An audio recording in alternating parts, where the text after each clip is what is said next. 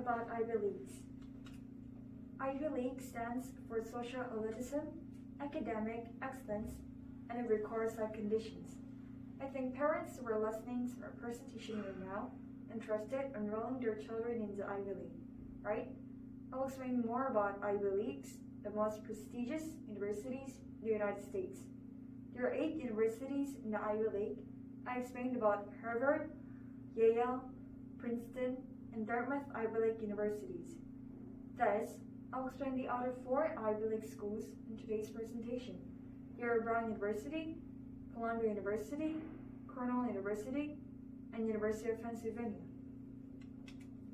First, I'll explain about Brown University.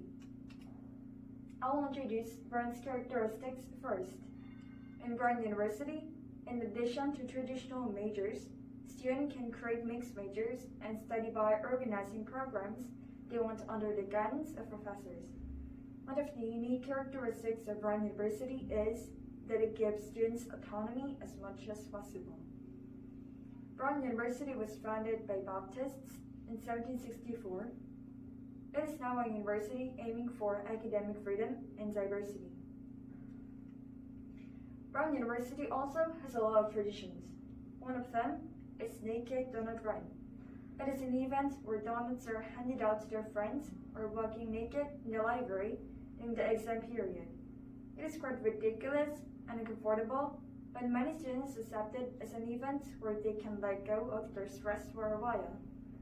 Lastly, there are famous people who are graduates of this university.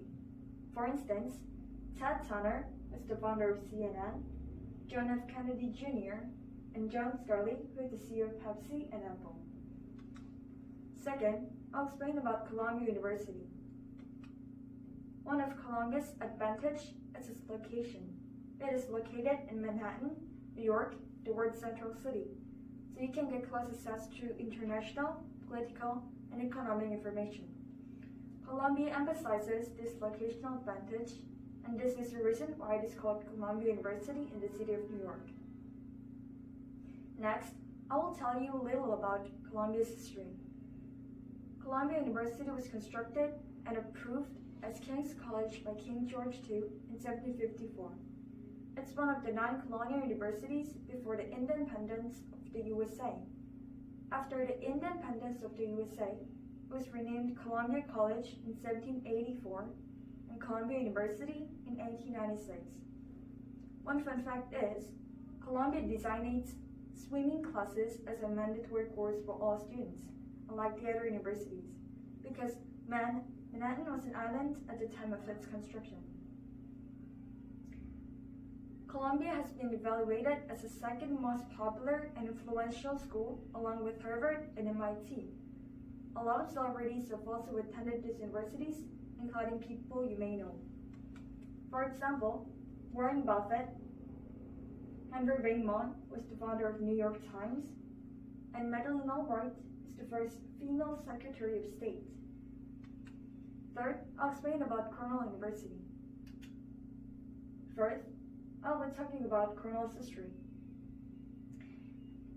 Cornell University was constructed in 1865 by Ezra Cornell and Andrew Dixon White as a university that admitted students regardless of race and religion.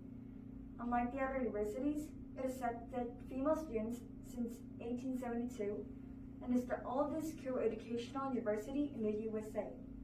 Their motto is to produce talented people who combine practice and theory, something I was very inspired by our Cornell slogan, which reveals a clear educational philosophy and that diversity is important. The slogan says, "I'd find an institution where any person can find instruction in any studies." It means that every person can get education without restriction.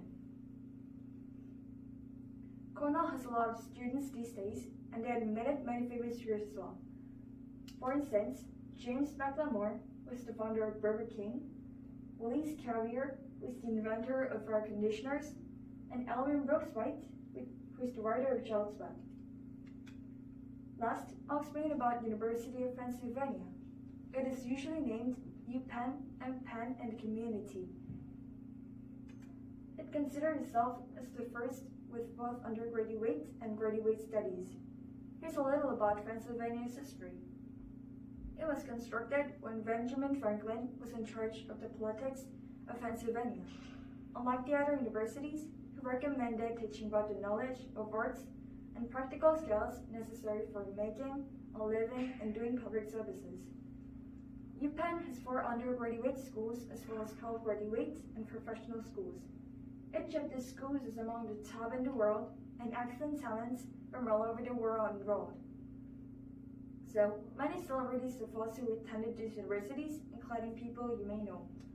For example, Donald Trump, Elon Musk, who is the CEO of Tesla, and Ansar Su, who is the politician of our country.